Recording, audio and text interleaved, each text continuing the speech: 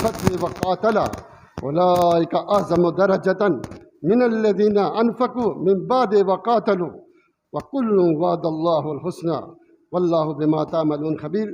سورہ حدید کی آیت رقم 10 میں اللہ کیا کہتے ہیں کہ لا یستوی منکم من انفق من قبل الفتح وقاتل، کہ جس نے فتح مکہ سے پہلے جنگ کی اور خرچ کیا، وہ لوگ اور جنہوں نے کیا، یہ دونوں برابر نہیں ہیں۔ جنہوں نے فتح مکہ سے پہلے خرچ کیا، مال خرچ کیا اور جہاد کیا، اولئک اعظم درجۃ، یہ بہت اونچے لوگ ہیں، ان کا درجہ اونچا ہے، تم ان کے برابر نہیں ہو جو بعد میں خرچ کر رہے ہو۔ من الذین انفقوا من بعد وقاتلوا، جنہوں نے بعد میں خرچ کیا، یعنی جو صحابہ فتح مکہ سے پہلے صحابہ تھے، جنگیں کی، مال خرچ کیا، ان کا درجہ بڑا ہے۔ جو فتح مکہ کے بعد مسلمان ہوئے، ان کا درجہ ان کے برابر نہیں ہے۔ یہ قرآن کہہ رہا ہے۔ پھر کیا فرمایا؟ کل وعد اللہ الحسنى، لیکن اللہ کا سب کے ساتھ جنت کا وعدہ ہے۔ ولیکن کیا ہے؟ وَكُلًّا وعد اللہ کا وعدہ الحسنى، حسنہ کس کو بولتے ہیں؟ جنت کو۔ واللہ بما تعملون خبیر، اور جو تم عمل کرتے ہو اللہ جانتا ہے۔ حسنہ احسن کی جمع، حسنہ احسن کی مؤنث ہے، احسن ہوتا ہے سب سے اچھا، یعنی اگر اس کی حسنہ مؤنث ہے، حسنہ اس کی مؤنث ہے، یعنی اللہ نے آخرت میں تم سے سب سے اچھی چیز کا وعدہ کیا ہے، اور سب سے اچھی چیز کیا ہے؟ جنت ہے۔ سب سے اچھی چیز کیا ہے؟ جنت ہے۔ تو صحابہ سے اللہ نے آخرت میں سب سے اچھی چیز جنت کا وعدہ کیا ہے۔ جنت میں سارے جائیں گے صحابہ، لیکن سارے رسول برابر نہیں، سارے رسول برابر نہیں ہیں۔ تلک الرسل فضلنا بعضهم علی بعض، ایک رسول دوسرے رسول سے افضل۔ سارے صحابہ برابر نہیں ہیں۔ علی کا درجہ اونچا ہے، عثمان، عمر، علی اور ابو بکر، عشرہ مبشرہ، بیت الرضوان والے، بدر، ان کے درجات اونچے ہیں جو فتح مکہ سے پہلے لڑے۔ فتح مکہ سے جو پہلے لڑے وہ بھی سارے برابر نہیں، ایک دوسرے سے بعض افضل ہیں، لیکن جنت کا وعدہ سب سے ہے، لیکن جنت کا وعدہ سارے صحابہ سے ہے۔ یہ میں نہیں کہہ رہا، یہ رب کا قرآن کہہ رہا ہے کہ سب سے جنت۔ اب کچھ لوگ کہتے ہیں جناب حسنہ سے مراد اچھائی والا معاملہ کرے گا اللہ ان سے، اچھا یار جنت میں بھی ڈال دیا تو جلدی جلدی نکال دے گا، بس اچھائی والا معاملہ، جنت ونت کا وعدہ نہیں ہے۔ یہ خواہشات ہیں، یہ قرآن و سنت کو نہ پڑھنا نہ سمجھنا اس کی علامات ہیں۔ اللہ کے رسائی اللہ رب العزت قرآن میں کہتے ہیں للذین احسنوا الحسنى وزیادہ، کہ جو لوگ للذین احسنوا، جنہوں نے اچھے کام کیے، ان کے لیے کیا ہے؟ حسنہ، جنت، وزیادہ، اور کیا ہے زیادہ؟ زیادہ کا معنی اللہ تعالیٰ کا دیدار۔ یہ دوسری آیت بتا رہا ہے، اللہ تعالیٰ کا دیدار۔ صحیح مسلم کی حدیث ہے، اللہ کے رسول صلی اللہ علیہ وسلم نے فرمایا اللہ جب جنتیوں کو جنت میں ڈال دے گا، جہنمیوں کو جہنم میں ڈال دے گا، وہ جنتیوں سے پوچھے گا، وہ جنتی اور خوش ہو؟ تو جنتی کہیں گے اللہ تو نے جہنم سے بچایا، جنت میں ڈال دیا، خوش تو ہیں ہم، خوش ہیں۔ کہا میں نے اس سے ایک بڑی نعمت تمہارے لیے رکھی ہے۔ وہ کہیں گے اللہ اس سے بڑی نعمت کیا ہے کہ تو نے جہنم سے بچا لیا، جنت میں ڈال دیا؟ کہا وہ نعمت یہ ہے کہ آج کے بعد میں تم سے کبھی ناراض نہیں ہوں گا، میں تم سے کبھی ناراض نہیں ہوں گا۔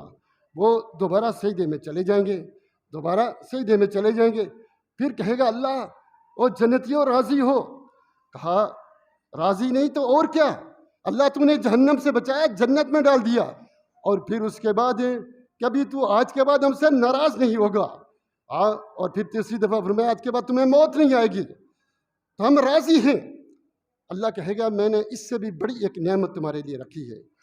تو جنتی کہیں گے اللہ اس سے بڑی نعمت کیا ہے؟ تو اللہ اپنے چہرے سے چادر کو ہٹا دے گا، یعنی اس کو ہٹا دے گا جو بھی چیز ہوگی، کشف کرے گا، چہرہ کو ہٹائے گا، کپڑا ہٹائے گا، جو بھی چیز اس سے ہٹائے گا۔ تو مومن اپنے رب کو ایسے دیکھیں گے جیسے 14ویں کا چاند بغیر بادلوں کے اس کو دیکھتے ہیں، اس طرح سے اپنے رب کا دیدار کریں گے۔ تو اللہ کے رسول صلی اللہ علیہ وسلم نے یہ حدیث بیان کرنے کے بعد یہ آیات پڑھی للذین احسنوا الحسنى وزیادہ، کہ جو لوگ اس دنیا میں اچھے کام کریں گے ان کے لیے حسنہ جنت ہے، وزیادہ رب کا دیدار ہے، رب کا دیدار ہے۔ تو سارے صحابہ کے ساتھ کیا ہے؟ حسنہ کا اللہ رب العزت نے وعدہ کر رکھا ہے۔ اور اسی طرح اللہ کے رسول اللہ رب العزت قرآن میں کہتا ہے، آپ جانتے ہیں کہ فتح مکہ کے بعد نبی صلی اللہ علیہ وسلم نے حنین کا مارکا لڑا، پھر طائف کا، پھر اس کے بعد یرموک کا، اور معاویہ رضی اللہ تعالیٰ عنہ طائف میں بھی لڑے، حنین بھی لڑے، اور یرموک میں بھی لڑے۔ اور جو یرموک والے ہیں ان کے بارے میں قرآن کیا کہتا ہے؟ لَقَدْ تَابَ اللَّهُ عَلَى النَّبِيِّ وَالْمُهَاجِرِينَ وَالْأَنصَارِ الَّذِينَ اتَّبَعُوهُ فِي سَاعَةِ الْعُسْرَةِ مِن بَعْدِ مَا كَادَ يَزِيغُ قُلُوبُ فَرِيقٍ مِّنْهُمْ ثُمَّ تَابَ عَلَيْهِمْ، کہ اللہ رب العزت نے وہ جو تبوک میں گئے تھے، جو تبوک میں فی ساعۃ العسرہ، جون جولائی کا شدید مہینہ، منافق واپس آ گئے، بڑی مشکل کا فی ساعۃ العسرہ، مشکل وقت میں، جنہوں نے نبی کی پیروی کی، اللہ نے سب کے اوپر ان کے گناہ معاف کر دیے، ان کو جنتی بنا دیا، ان کی توبہیں قبول کر لیں، سب کو معاف کر دیا۔ اور اس کے اندر معاویہ رضی اللہ تعالیٰ عنہ بھی شریک تھے اس یرموک میں۔ اس میں کیا تھے؟ معاویہ، جو رومیوں کے خلاف جنگ ہوئی تھی، وہ بڑی خطرناک جنگ تھی، اور جنگ ہوئی نہیں تھی، وہ واپس چلا گیا تھا ہرکل، لیکن مسلمان بڑے پریشان، منافق بڑے ڈر گئے، امتحان لیے گئے، اور جو گئے اللہ نے ان کو معاف کر دیا، ان کی توبہ قبول کر دی، ان کے گناہ معاف کر دیے۔ اور اس سے خوشخبری میں بھی کون شریک ہے؟ معاویہ رضی اللہ تعالیٰ عنہ شریک ہیں۔ اور اسی طرح اللہ کے رسول صلی اللہ علیہ وآلہ وسلم ایک دن باہر گئے پیشاب کرنے کے لیے، پلٹے تو دیکھا معاویہ رضی اللہ تعالیٰ عنہ کیا کر رہے ہیں؟ وضو کا پانی لے کر کھڑے ہیں، وضو کا پانی لے کر کھڑے ہیں۔ تو آپ نے انہیں دیکھا، اور بار بار دیکھنے کے بعد انہیں کہا، یا معاویہ ان ولیت الامر فاتق اللہ، اے معاویہ اگر تمہیں حکمرانی دی جائے، تمہیں حاکم بنا دیا جائے، تم کیا کرنا؟ اللہ سے ڈرنا۔ وہ کہتے ہیں میرے دل میں یہ بات آ گئی کہ شاید یہ بات میرے ساتھ ہوگی جو اللہ کے رسول نے کہہ دیا۔ کیا کہا اللہ کے رسول نے؟ جب تمہیں حکمران بنا دیا جائے پھر عدل کرنا، تقوی کرنا، اللہ سے ڈرنا۔ اور پھر اس حدیث کو کچھ لوگ صحیح کہتے ہیں، کچھ لوگ اس کی سند میں، اور کچھ اس کو ضعیف کہتے ہیں۔ اگر سند کسی حدیث کی ضعیف بھی ہو، میری بات تھوڑی توجہ سے سننا تاکہ مسئلہ آپ کو سمجھ میں آ جائے، لیکن وہ حقیقت میں جب وہ بات پوری ہو جائے تو پھر تو وہ حدیث صحیح ہو گئی نا۔ اب آپ دیکھیے گا اللہ کے رسول کی پیشن گوئی، وہ پیشن گوئی بعد میں اسی طرح پوری ہو جائے، پیشن گوئی پوری ہو جائے،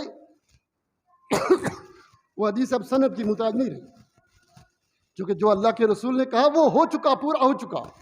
معاویہ حکمران بنے، پھر سب سے پہلے شام میں، شام کے حکمران بنے، اور کس نے بنایا؟ کس نے بنایا؟ عمر رضی اللہ تعالیٰ عنہ نے۔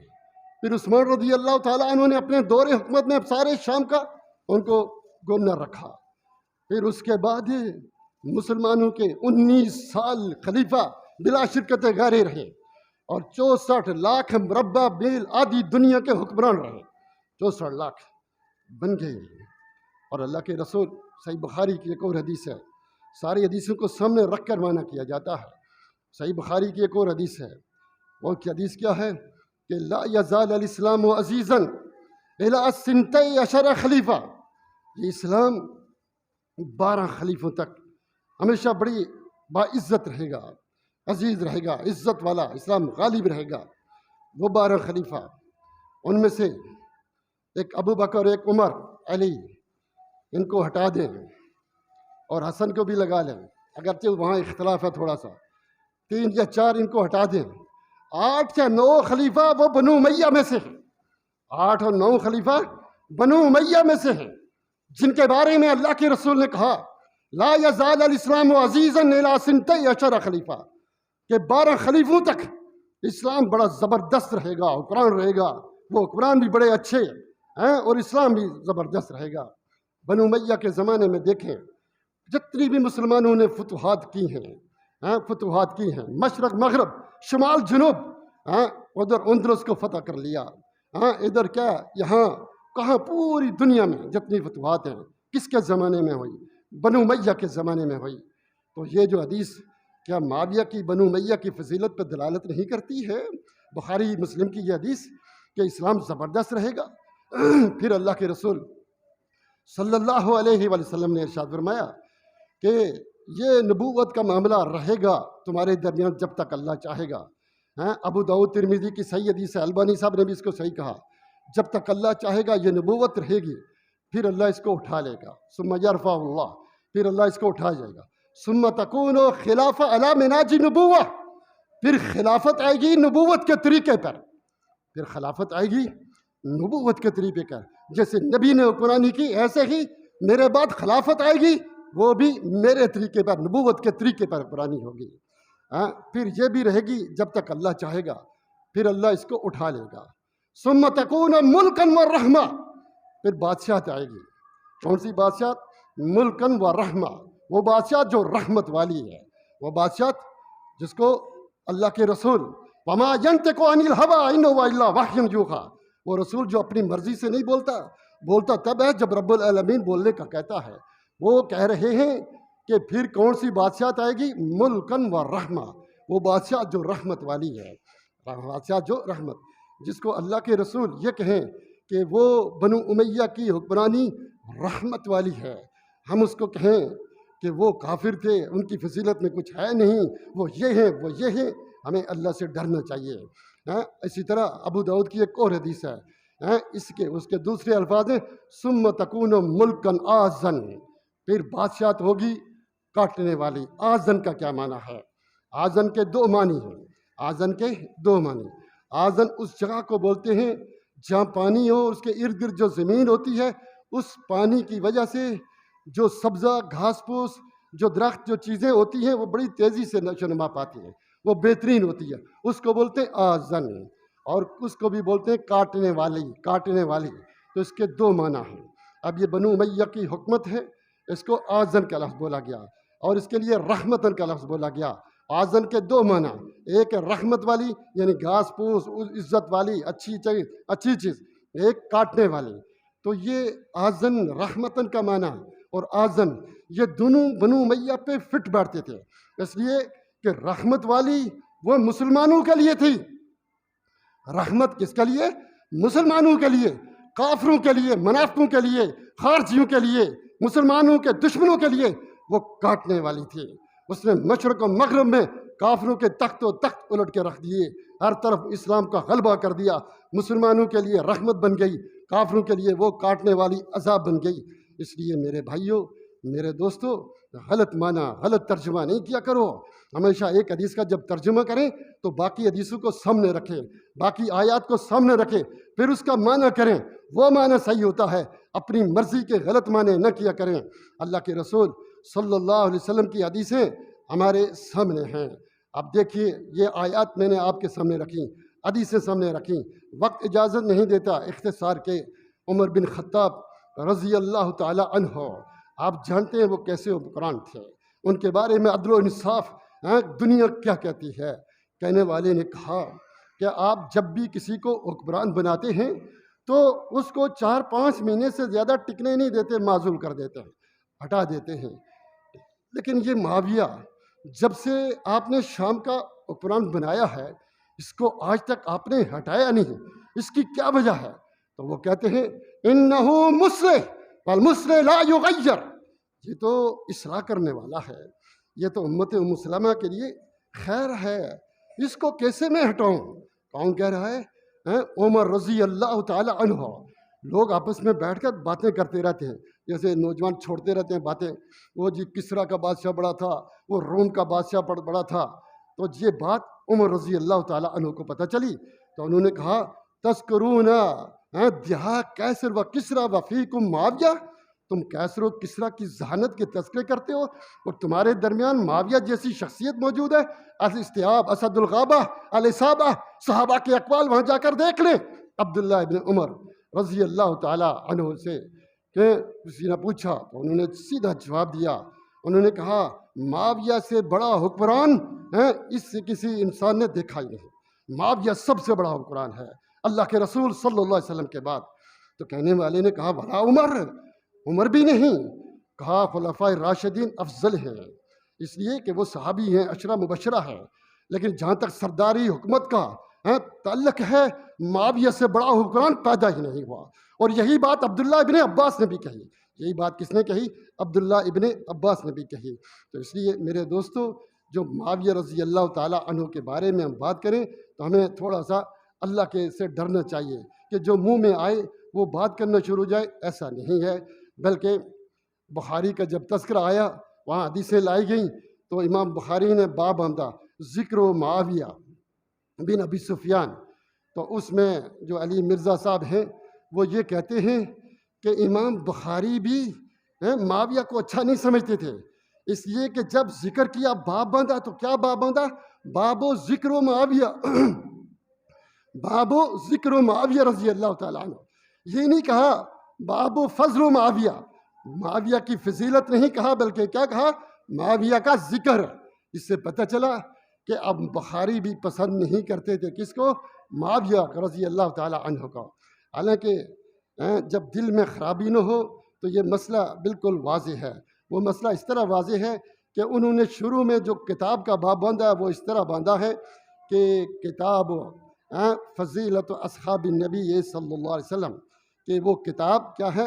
فضیلت اصحاب النبی صلی اللہ علیہ وسلم۔ شروع میں جیسے کتاب الزکوٰۃ ہوتا ہے، کتاب الصلاۃ ہوتا ہے، شاید آپ جانتے ہوں ایک کتاب ہوتا ہے کتاب الصلاۃ، کتاب الزکوٰۃ، کتاب الحج، کتاب الصوم، اس طرح۔ تو وہ کتاب کیا ہے؟ کتاب فضائل اصحاب النبی صلی اللہ علیہ وسلم۔ تو اس کا کیا مطلب؟ کہ نبی صلی اللہ علیہ وسلم کے صحابیوں کی فضیلت۔ اس کے بعد پھر یہ ذکر کیا ذکر معاویہ بن ابی سفیان، اور پھر صرف یہی باب میں یہ معاویہ بن ابی سفیان کو نہیں کہا، بلکہ اس کے بعد کیا فرمایا؟ ذکر اسامہ بن زید، ذکر عبداللہ ابن عباس، ذکر فلاں ذکر فلاں ذکر فلاں، سب کے ساتھ ذکر لگائے۔ تو کیا بخاری باقی صحابہ کو بھی پسند نہیں کرتے تھے؟ اگر ذکر کا لفظ معاویہ کے ساتھ آیا ہے تو عبداللہ بن عباس کے بھی ساتھ آیا ہے، اسامہ کے زید بن اسامہ کے ساتھ بھی آیا ہے، اور صحابہ کی ان کے ساتھ بھی آیا ہے۔ کیا سارے صحابہ کو بخاری پسند نہیں کرتے تھے؟ یہ ایک لکھنے کا طریقہ ہوتا ہے۔ ہیڈ لائن جب دے دی کہ باب فضائل اصحاب نبی صلی اللہ علیہ وسلم، تو نیچے ان کا نام ذکر کر رہا ہے کہ کون کون سی فضیلتیں کس کی۔ تو اس لیے میرے بھائیوں، یہ دھوکہ دینا ہے لوگوں کو کہ دیکھو بخاری بھی ان کو پسند نہیں کرتے تھے، حالانکہ یہ ساری فضیلت والی حدیثیں امام بخاری اپنی صحیح بخاری میں لائے، اور شروع میں کتاب کا نام کیا رکھا؟ کہ نبی صلی اللہ علیہ وسلم کے ساتھیوں کی فضیلت، پھر آگے ان کے نام ذکر کیے۔ اور ایک اور مسئلہ، اگرچہ میں بیان نہیں کرنا چاہتا تھا لیکن کیا کروں، بازاروں میں بکتا ہے، لوگ پوچھتے ہیں، طرح طرح کی باتیں کرتے ہیں، اس لیے ہم یہ باتیں کرنے کے لیے مجبور ہوتے ہیں۔ کہتے ہیں معاویہ کا معنی کیا ہے؟ کہتے ہیں معاویہ کا معنی بھوکنے والا کتا، اور پھر آگے ان کی جو مرضی آتی ہے وہ الٹی سیدھی باتیں کرتے ہیں کہ معاویہ کا معنی کیا ہے؟ بھوکنے والا کتا۔ تو میرے بھائیوں، معاویہ کا جو معنی ہے وہ میں آپ کے سامنے رکھتا ہوں۔ سب سے پہلے اگر معاویہ کا معنی برا تھا، معاویہ کا معنی برا تھا، تو آپ جانتے ہیں کہ نبی صلی اللہ علیہ وسلم کے سامنے معاویہ کا تذکرہ بار بار ہوتا تھا۔ اور ایک صحیح حدیث ہے ترمذی کی، ابو داؤد بھی بالکل صحیح حدیث ہے، وہ کیا؟ عائشہ صدیقہ بیان کرتی ہیں، کان نبی صلی اللہ علیہ وسلم یغیر الاسم القبیح، نبی صلی اللہ علیہ وسلم کے سامنے جب کوئی صحابی آتا، کوئی آدمی اسلام لانے آتا، اس کا نام اگر اچھا نہ ہوتا، برا ہوتا، آپ اس کو تبدیل کر دیتے۔ کان نبی صلی اللہ علیہ وسلم یغیر الاسم القبیح، جو نام برا ہوتا اس کو کیا کر دیتے؟ تبدیل کر دیتے، برے نام کو چینج کر دیتے۔ ایک عورت آئی، اس سے پوچھا تمہارا نام کیا؟ اس نے کہا آسیہ، آسیہ نہیں نافرمانی کرنے والی۔ تو آپ نے فرمایا نہیں، تمہارا آج کے بعد نام جمیلہ ہے، اس کا نام جمیلہ تبدیل۔ کتنے صحابہ کا نام تبدیل کیا، کتنی عورتوں کا نام تبدیل کیا۔ اور معاویہ بار بار آپ کی وحی بھی لکھتے تھے، آپ کے ساتھ ایسا رہتے بھی تھے، سب کچھ تھا، جنگ بھی کرتے تھے، سفر حضر میں ساتھ ہے، لیکن آپ کا نام تبدیل نہیں کیا۔ تو اس سے پتہ یہ چلا کہ معاویہ برا نام نہیں ہے۔ معاویہ برا نام ہوتا تو اللہ کے رسول صلی اللہ علیہ وسلم اس کو تبدیل کر دیتے، کیونکہ نبی صلی اللہ علیہ وسلم کی سنت تقریری عادت مبارک تھی، جب بھی کسی کا نام کوئی برائی دیکھتے اس کو چینج کر دیتے، منع کر دیتے۔ اور صرف معاویہ کا نام، صرف معاویہ بن انہی کا نام معاویہ نہیں تھا، بلکہ کئی صحابہ ہیں، 4-5 صحابہ ہیں جن کا نام کیا ہے؟ جن کا نام معاویہ ہے، جن کا نام معاویہ، 4-5 صحابہ کا نام معاویہ ہے۔ معاویہ بن حکم، معاویہ بن ثعلبہ، معاویہ بن فلاں، معاویہ بن فلاں، بے شمار تابعیوں کا، اسماء الجرح و تعدیل کے بے شمار رجال کا نام معاویہ ہے، بے شمار لوگوں کا نام معاویہ کیا ہے۔ اس طرح تنقیح المقال شیعوں کی جرح و تعدیل کی ایک بڑی کتاب ہے، اس کے اندر وہ لکھتے ہیں کہ جعفر صادق کے 10 شاگرد تھے، سب کا نام معاویہ تھا۔ علی رضی اللہ تعالیٰ عنہ کا ایک شاگرد تھا، اس کا نام بھی معاویہ تھا۔ اگر یہ معاویہ برا نام ہوتا تو علی تبدیل کرتے، جعفر صادق تبدیل کرتے، اللہ کے رسول تبدیل کرتے، صحابہ تابعین تبدیل کرتے۔ اگر یہ نام برا تھا تو میرے دوستو یہ برا نام نہیں ہے۔ آپ اگر کھولیں کتاب کون سی، لسان العرب، اس کی 10ویں جلد صفحہ نمبر 345، صفحہ 345، 10ویں جلد، ابن منظور افریقی کی، یہ لغت میں سب سے بڑا ہے۔ یہاں آ کر سب بند ہو جاتے ہیں۔ لسان العرب 10ویں جلد، یہ سب سے انہوں نے تقریباً 10 معنی کیے ہیں، 10 معنی کے، ان میں سے کچھ معنی میں آپ کے سامنے رکھتا ہوں۔ معاویہ کا ایک معنی مدہ صوت ہو، جس کی آواز بلند ہو، گرجدار ہو، جو بہت بڑا خطیب ہو، اس کو بولتے ہیں معاویہ۔ دوسرا سایستغاث بہم، جس کو لوگ مدد کے لیے پکاریں، کوئی بڑا لیڈر، بڑا آدمی جب اس کو لوگ بولیں کہ آؤ میری مدد کرو، اس کو معاویہ کہتے ہیں۔ اور اسی طرح معاویہ اس کو کہتے ہیں اذا تجمع علیہ، جس پر لوگ جمع ہو جائیں، اور دنیا جانتی ہے کہ معاویہ رضی اللہ تعالیٰ عنہ پر دنیا جمع ہو چکی تھی، عام الجمع، یہ دنیا جانتی ہے۔ پھر اس کے بعد ایک اور معنی بتایا، کہتے ہیں وہ اسم نہیں، اس کے بعد منزل میں منازل القمر، وہ آسمان کی منزلوں میں سے ایک چاند کی منزلوں میں سے ایک منزل ہے، چاند کو دیکھ کر جو تھوکے اپنے منہ پر بھی آتا ہے۔ پھر ایک اور معنی بتایا، وہ کیا، وہ معنی ہے یہ کہ ہوا اسم نجم، وہ ایک ستارے کا نام ہے، اذا طلع یاوی الیہ الکلاب والسحاب، جب وہ طلوع ہوتا ہے کتے اور بھیڑیے اس کو دیکھ کر بھونکتے ہیں، کتے اور بھیڑیے اس کو دیکھ کر بھونکتے ہیں۔ ایک معنی یہ بھی ہے، کون سا معنی، کہ وہ ایک روشن ستارے کا نام ہے، جب وہ طلوع ہوتا ہے کتے اور بھیڑیے رات کو اس کو دیکھ کر بھونکنا شروع کر دیتے ہیں، بھونکنا شروع کر دیتے ہیں۔ تجربہ کر لیں، آج معاویہ کا نام سن کر کون بھونکتا ہے، کون اس پر طنز کرتا ہے؟ تو معاویہ کا معنی وہ ہے، یہ ہے جس کو کتے دیکھ کر بھونکیں۔ میرے بھائیوں، یہ سارے معنی فٹ ہوتے ہیں، اس لیے اللہ سے ڈرو۔ تم یہ معنی کرو گے تو ہم تو جواب دیں گے۔ لسان العرب جلد نمبر 10، یہ صفحہ بھی میں نے آپ کے سامنے بیان کر دیا، 345، جا کر گھر کھول کر اس کو پڑھیں، سب سے بڑی لغت کی کتاب، اس کے اندر معنی لکھے ہیں۔ تو میرے بھائیوں، جب کسی ایک لفظ کا کئی معنی ہو، ایک لفظ کا معنی ایک سے زیادہ ہو، تو وہ معنی کرتے ہیں، وہ معنی جو اس شخصیت کے شان کے مطابق ہو۔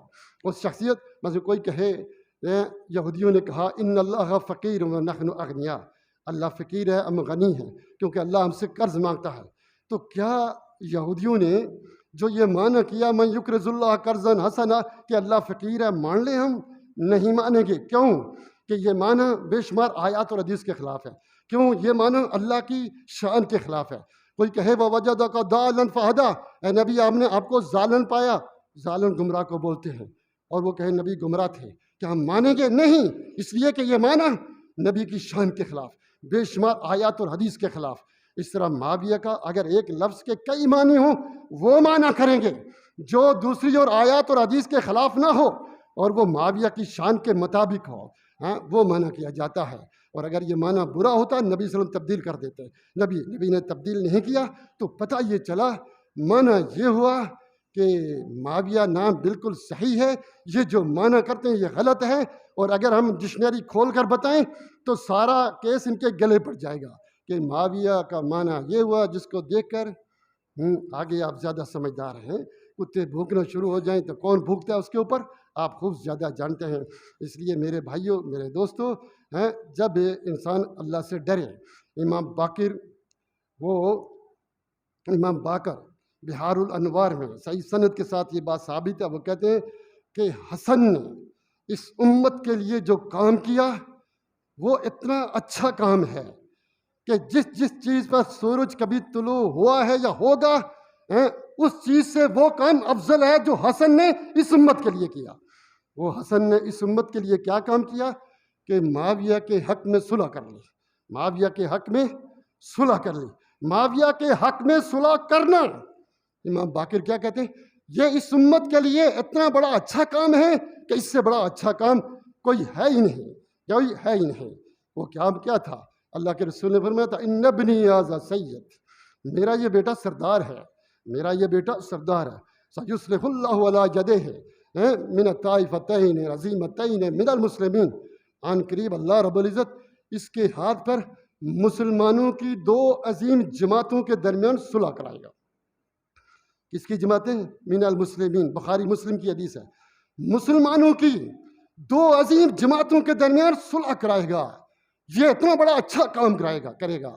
وہ اچھا کام حسن نے کیا۔ کیا کیا؟ حسن کے ہاتھ میں صلح کر دی۔